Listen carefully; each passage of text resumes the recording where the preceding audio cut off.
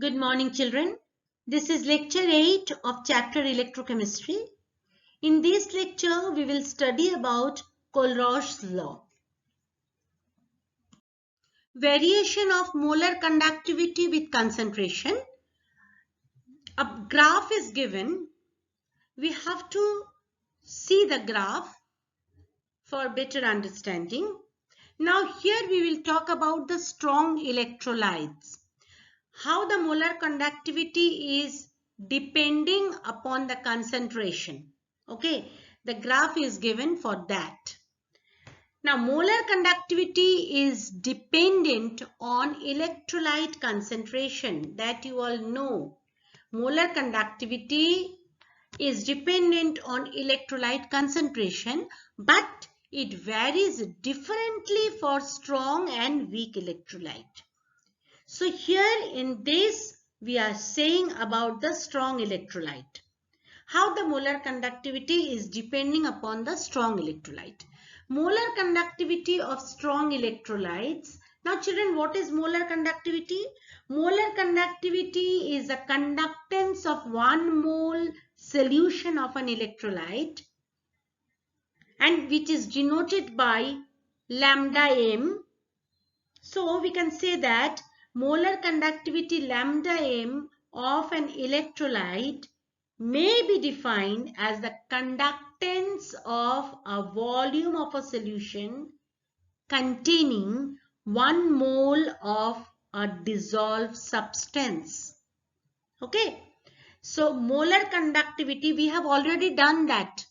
So molar conductivity of a strong electrolyte such as KCl, HCl, those are decreased slowly with the increase in the concentration. Okay, increase in the concentration. Molar conductivity of strong electrolyte as KCl, HCl decrease slowly with increase in the concentration. At low concentration, it varies linearly with the square root of concentration, that is square root of C. At low concentration, it varies linearly. But at higher concentration, it is no more linear. That you can see from this graph. Okay. The molar conductivity of KCl has been plotted here against square root of C, that is the square root of concentration. So molar conductivity of a strong electrolyte is infinite at infinite dilution, which can be given by lambda m infinity, may be obtained by extrapolating the molar conductivity at zero concentration. Okay, the graph will go like this. It is no more remaining as a linear one.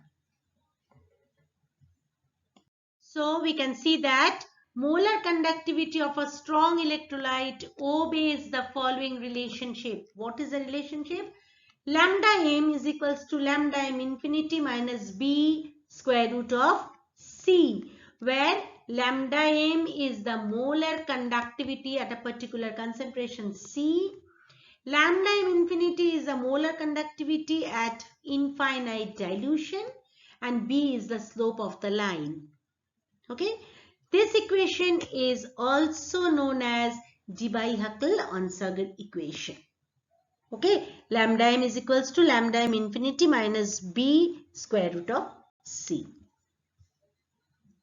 So we have talked about strong electrolyte.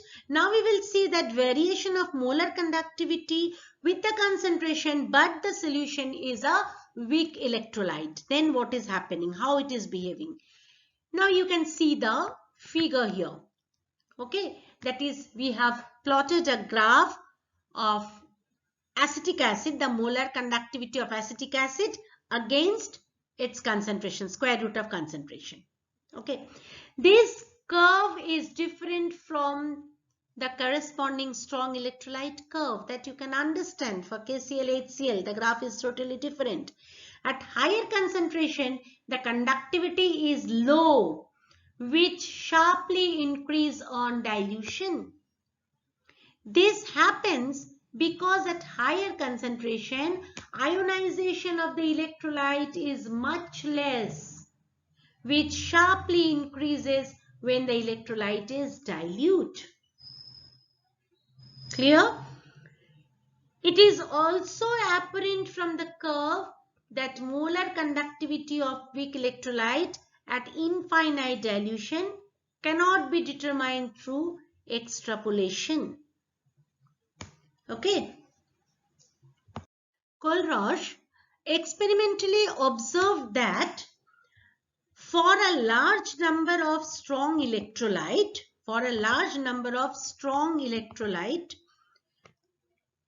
the difference in the values of delta M infinity is constant for pairs having either a common cation or common anion.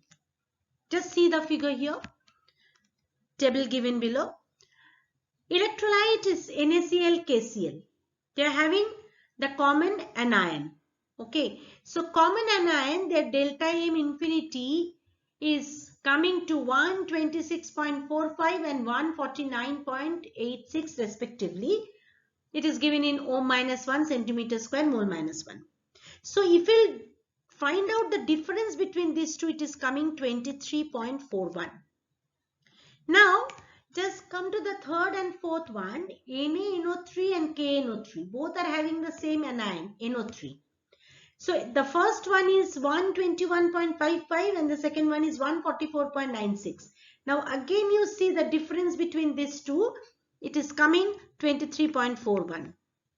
Then you see your NaOH and KOH. The difference between these two is again coming 23.41. Now just see if they are having the common cation. NaCl, NaBr. Okay, NaCl and NaBr.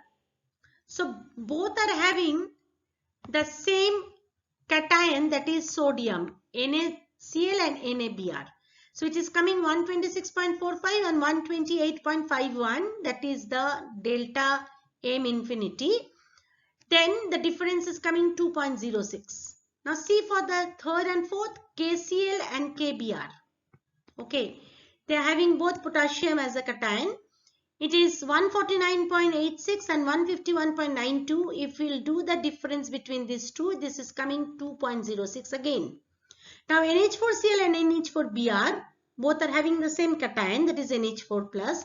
So that is 149.74 and 151.80. If we'll find out the difference between these two, it is coming 2.06.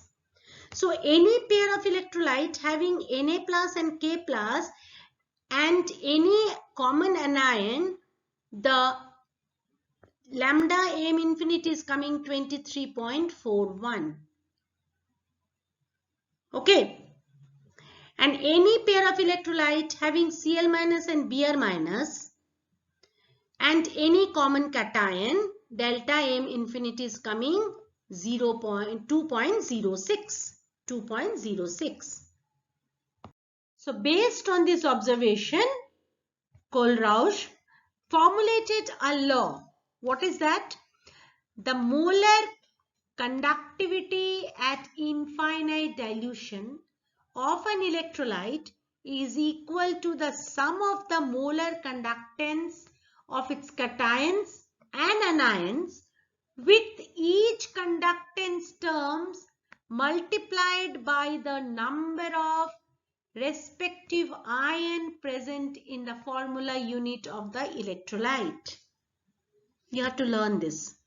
Now if lambda plus infinity and lambda minus infinity be the molar conductivities of the cations and anions of an electrolyte, then according to Kohlrausch law, what Kohlrausch said, according to that, lambda M infinity is equals to gamma plus lambda plus infinity plus gamma minus lambda minus infinity, where gamma plus and gamma minus are respectively the number of cations and anions per formula unit of the electrolyte. Okay, see the example here. For HCl, lambda plus infinity will be lambda H plus infinity plus lambda Cl minus infinity. And the number of cations and anions are present here 1 and 1. So it is simply lambda H plus infinity plus lambda Cl minus infinity. Similarly for NaCl also, lambda M infinity is equals to lambda Na plus infinity plus lambda Cl minus infinity. But see for BaCl2, here one cation present is in one number, but the anion two atoms. Okay, so here we can write lambda M infinity is equals to lambda Ba2 plus infinity plus 2 lambda Cl minus. Okay, 2 is the, because we are having Cl2, so it is 2.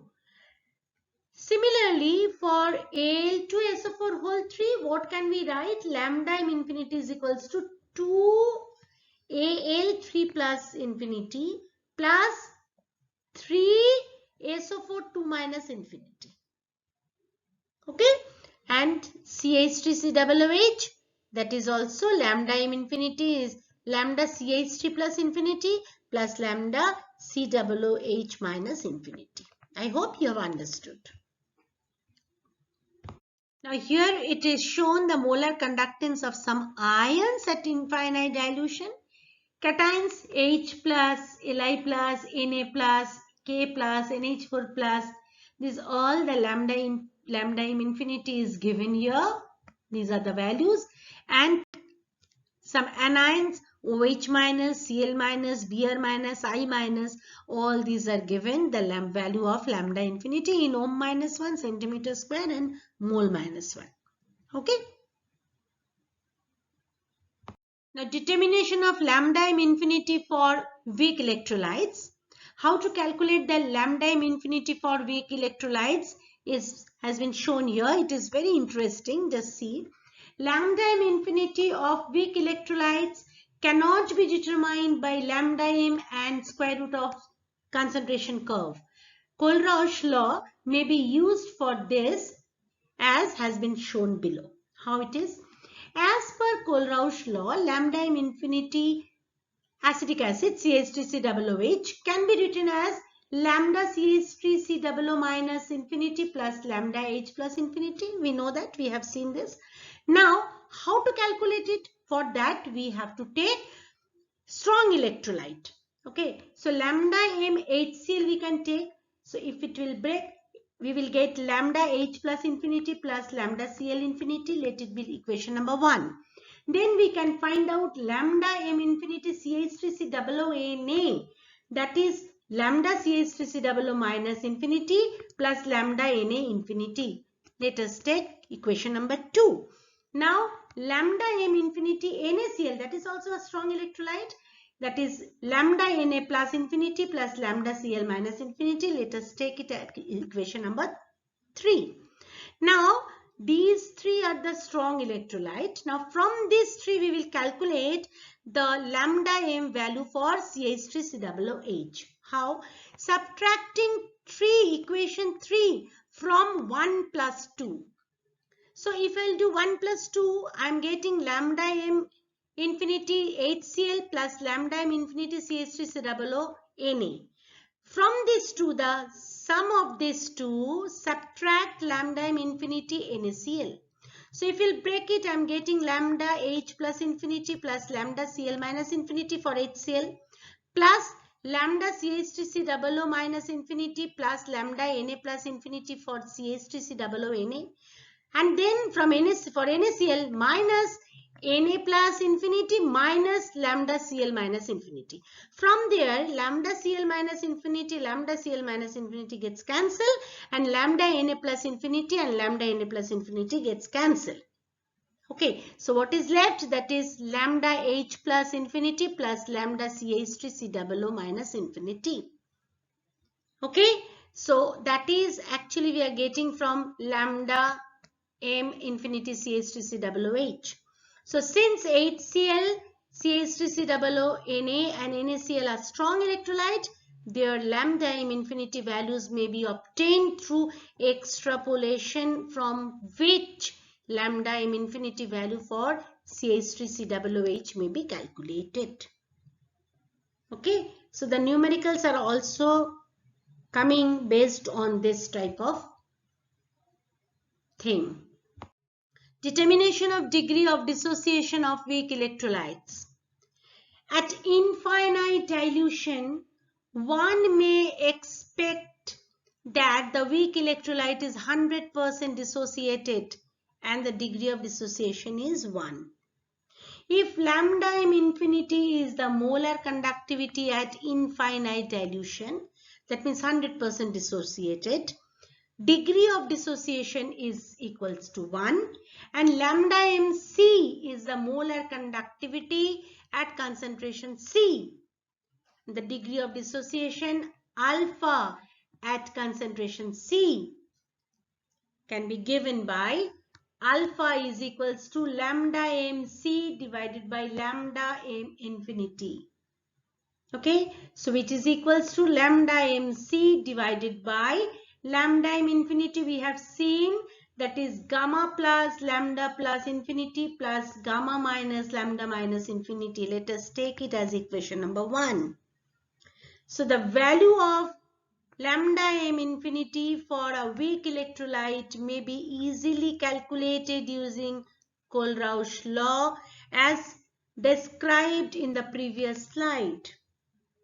And lambda mc may be calculated experimentally at a particular concentration C. And hence, the degree of dissociation is alpha at the concentration C may be calculated using the equation 1 described above this equation. Am I clear? Determination of solubility of sparingly soluble salt. Kohlrausch law may be used for determining the solubility product of sparingly soluble salt. You all know that sparingly soluble salt is having extremely low solubility, and so their saturated solution may be considered as infinitely dilute solution. So their molar conductivity may be calculated by Kohlrausch law with this formula. Lambda m saturated is equals to lambda m infinity, because the saturated solution of the sparingly soluble salt can be considered as infinitely dilute. So lambda m saturated can also be written as lambda m infinity, and you know that lambda m infinity is having this formula gamma plus lambda plus infinity plus gamma minus lambda minus infinity. The specific conductivity of the saturated solution, which is given by K saturated, may be determined experimentally. Specific conductance of the salt may be determined by K saturated minus K water. If we do the subtraction from these two, K saturated solution minus K water, you will get only K salt. Okay, so molar conductivity is related to specific conductance, as this is a formula, you have already read it. Lambda m saturated is equal to K salt into 1000 divided by m, or m is equals to K salt into 1000 divided by lambda m saturated. Now in place of lambda m saturated, just put this value, that is m is equals to K salt into 1000 divided by gamma plus lambda plus infinity plus gamma minus lambda minus infinity. Now where m is the molar concentration of the saturated solution, moles per liter it is given, of the sparingly soluble salt, which is other words in the solubility of the salt in mole minus 1. Okay, it is the molar concentration. From this relation we can get the molar concentration. Okay. Now this is the end of chapter electrochemistry. Some numerical based on Kohlrausch law will be done and will be given to you separately. Please go through all the videos properly. solve the numericals, take the help of the book for your better understanding.